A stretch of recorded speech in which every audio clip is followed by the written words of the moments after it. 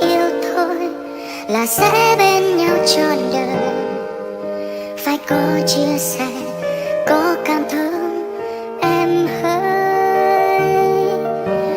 Đâu phải chỉ có yêu thương, chỉ có yên vui mỗi ngày, mà phải có lúc buồn rơi nước mắt cùng nhau. Yêu là khi giữa hai ta đặt cuộc sống của nhau vào mình. Yêu tất cả, yêu quá khứ của nhau. Yêu là ai bước chân đi thì bàn tay kia sẽ níu lại, sẽ ôm chặt và không thể rời xa. Yêu là khi lúc xa nhau là hình ảnh của nhau trong đầu. Lúc thức dậy là sẽ nghĩ về nhau. Yêu là khi lúc xa nhau hay những lúc ta một mình, vẫn nhớ rằng ta luôn ở cạnh nhau.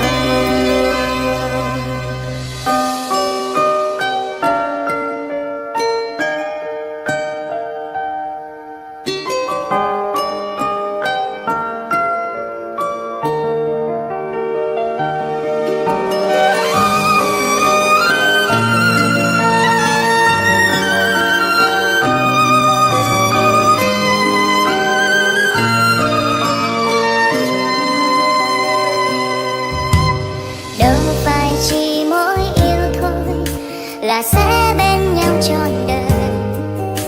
Phải có chia sẻ, có cảm thông em hỡi. Đâu phải chỉ có yêu thương, chỉ có yên vui mỗi ngày, mà phải có lúc buồn rơi nước mắt cùng nhau. Yêu là khi giữa hai ta đặt cuộc sống của nhau vào mình. Yêu tất cả, yêu quá khứ của nhau. Yêu là ai bước chân đi thì bàn tay kia sẽ níu lại, sẽ ôm chặt và không thể rời xa.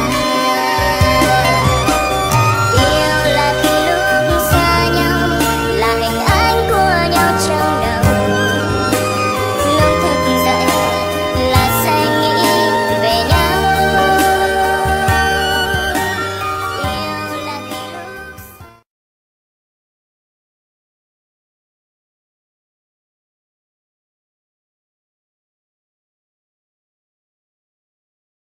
You